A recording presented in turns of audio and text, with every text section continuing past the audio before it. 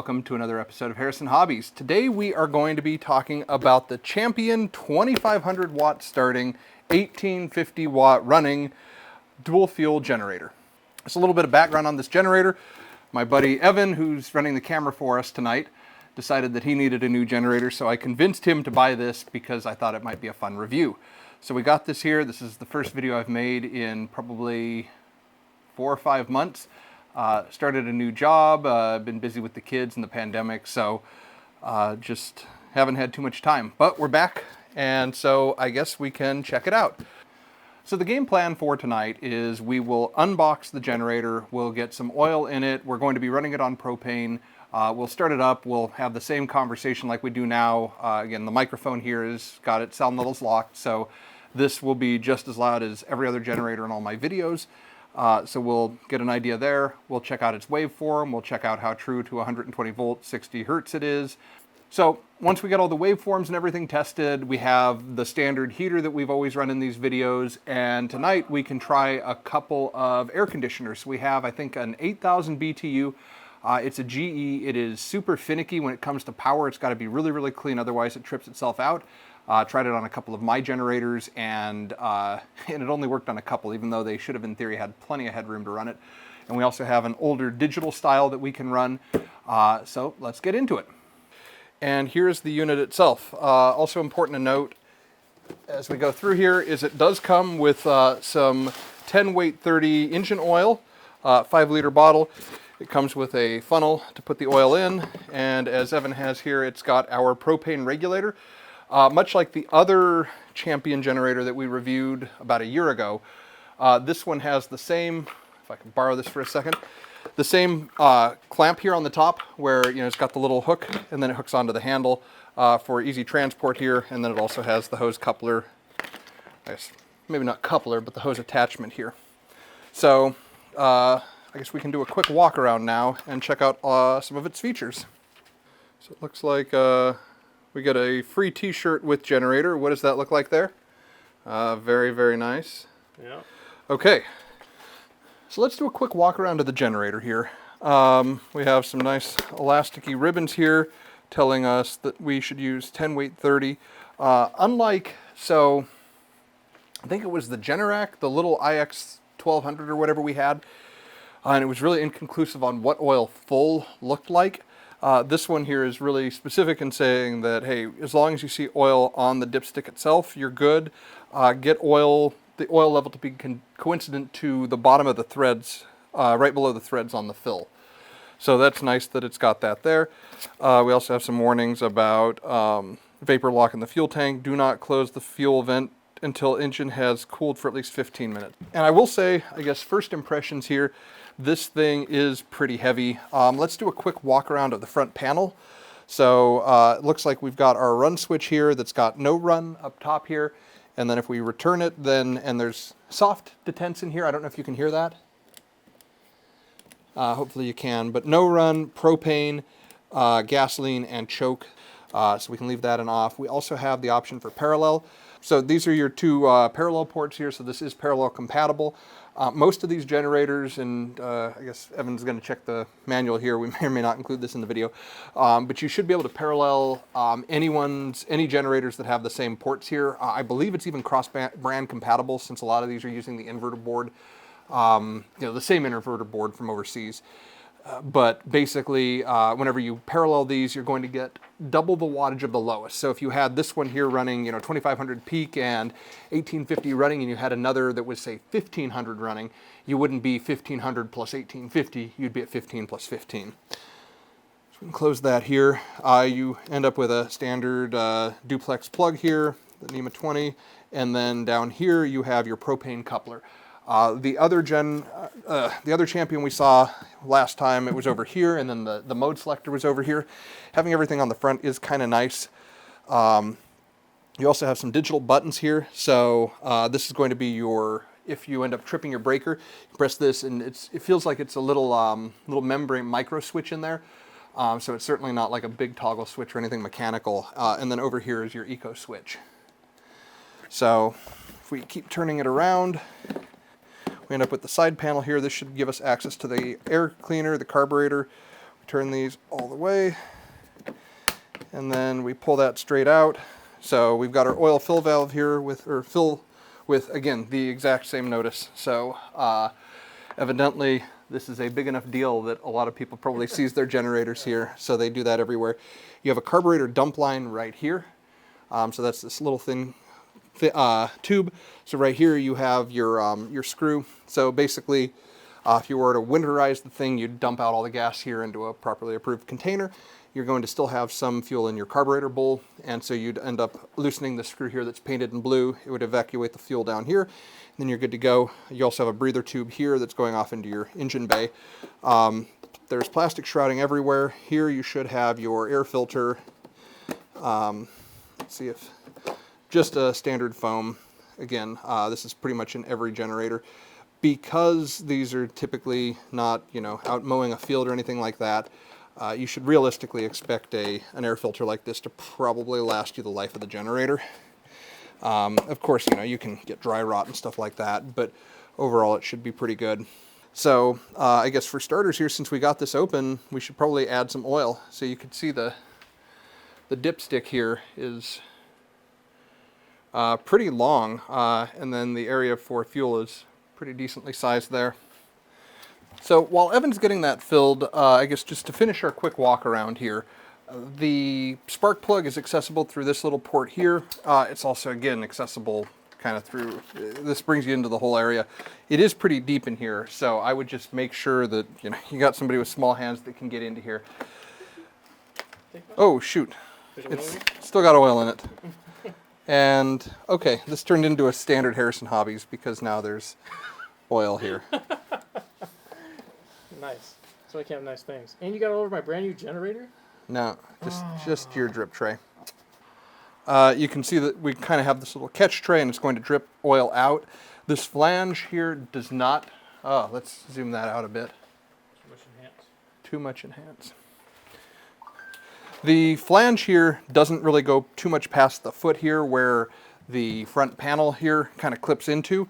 And so what I would expect is you're probably going to have some viscosity there. The oil is going to pull itself back down. It's going to end up in the back of the case, even though that's designed to prevent that. Other pieces that we've got here is, we've got the foam panel here. You can already see we've got some foam tearing. We've got some depressions in the foam. See if we can see that.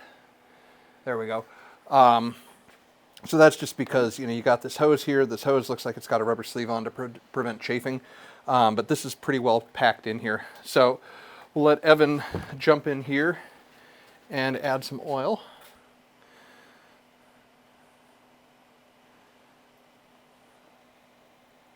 I don't know how much to put So in evidently, adding the oil here is actually a two-person job.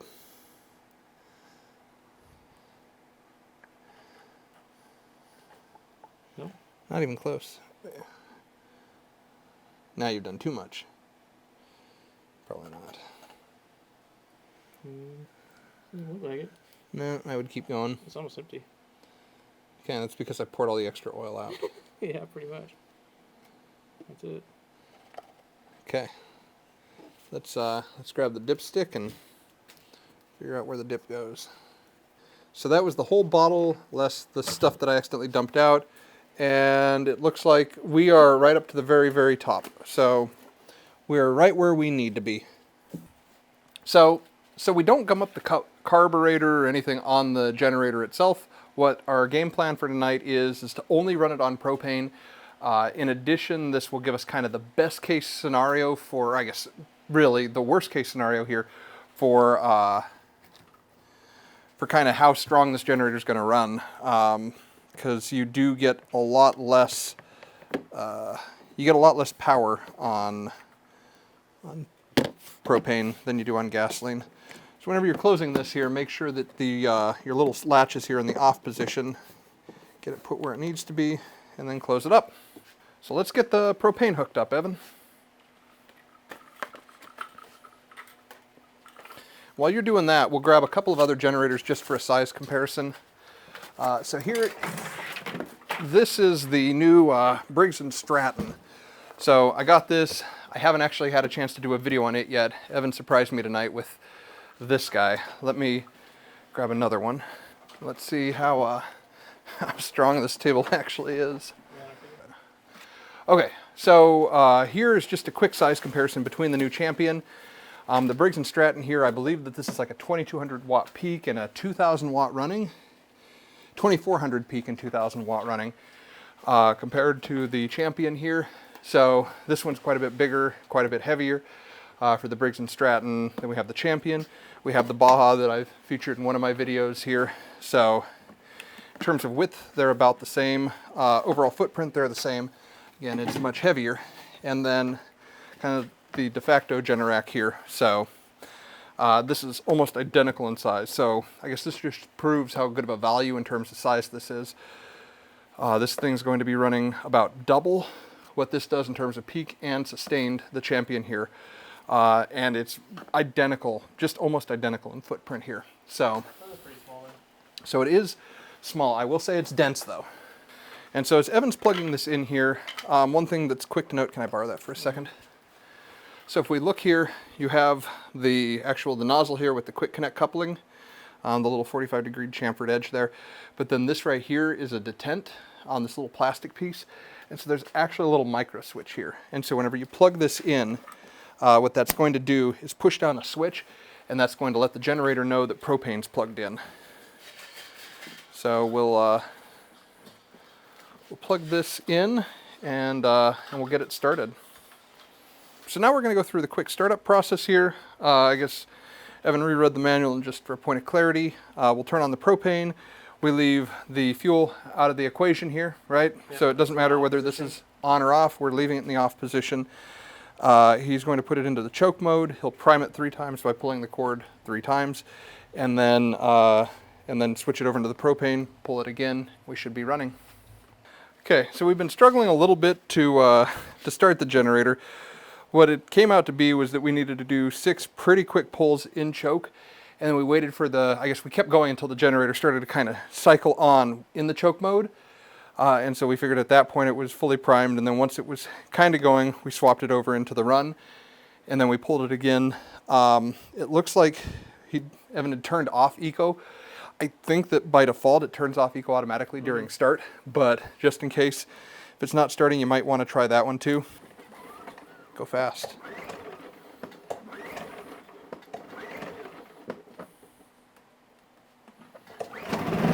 There we go.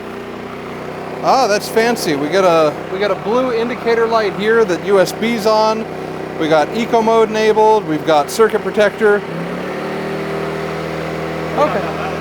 No, I would say, and again, like, you know, I've got the microphone on. I'm not talking any louder than I normally would. I'll say right now, this thing has a much more powerful fan. Like, I'm putting my hand back here, and I'm not just feeling like a little bit of airflow. There's a significant amount coming out of the back here. So this thing would probably be doing really good with extended run times. But let's let it get going here. Let's plug in and check out its waveform. It definitely smells organic. Yeah, it smells like an old Home Depot. Okay, so what we can see here, let's pull it in real That's quick. pretty good, actually. It's a really great waveform. So as you can see right here, we're running directly on 60 hertz. You probably can't see, but you know, this thing is grainy in the fact that, you know, anytime you're digital, this isn't a true sine wave. And so what happens is just you have a ton of resolution here and lots of voltage up and voltage down here as we hit the 60 hertz. So we're hitting 49 to 50% duty cycle, so that's really good. That's meaning that you know, you're at 60 volts above and 60 volts below really reliably for your 120 there. And so it looks like we are running RMS, VRMS, so 122 volts. Again, 122 volts is well within spec for something like this. So let's get it under a little bit of a load and see if this holds. Again, I want to point out the noise. So I mean, this thing is almost an arm's reach away. So I'm touching it right now. I'm facing the camera. I've got the lapel mic right here. So if you can hear me fine right now, then that would indicate that this generator really isn't that loud. Again, you know, I'm sitting here in a garage. It's about 9:30 at night. I am confident enough that this thing is quiet enough I'm not going to be making my neighbors mad. Once we get a load on it though, that might be a little bit of a different case. Evan here is a little bit obsessive when it comes to making sure his stuff is clean. So for starters here, let's plug in a heater. So we have the standard Vornado here. The setup, as always, is we've got the Belkin version of a kilowatt. So this will tell us what our wattage pull is. And then we've got our oscilloscope here. Evan, do you want to maybe hit low mode on that, turn it on? So we're running, we've still got a nice sine wave. You got to put it down, there's a kill switch on the bottom. Oh, okay, so we can see it blowing out a whole bunch of smoke there. We're at 730 watts. So we're one at 700 volts, or sorry, 700 watts. And it's doing great. Want to turn it up a notch? Okay, so now we've kicked it up to 1600 watts, and we're still holding true at 119 volts. This thing is still well within reason. So do it at 1660 is maximum. Do it propane. Okay, you want to simulate what happens if you overload it? That's going to be, so it's got 1800 or 1400, and it's capping out at 1399. Okay, and Evan didn't feel comfortable with that. That's absolutely right to do. So, okay, we're holding 1000 watts now. So, again, I mean, it's louder than like a 1600 watt, but it's a bigger engine. That's always going to happen. So, I think we're good there. Let's plug in an air conditioner. Let's just go straight to the bigger one. Okay, so we've got a General Electric here. And in previous testing I've done here, it takes about 700 or 800 watts to start. So that should be well within spec for this. So unfortunately it takes about 5 minutes to run its like test cycle. So it'll sit here for a couple of minutes running a fan, the fan only, at 150 watts. And then in a minute here we'll see it kick up. So just a second ago the air conditioner did kick on. The second it hit, you saw a whole bunch of carbon spew out of the exhaust on the generator here. And it probably peaked up to maybe 1200 watts. We didn't have it on camera, and due to it being so late, I'm not going to try to recreate it. But we can see here that we're at about 690, maybe 700 watts running. It is on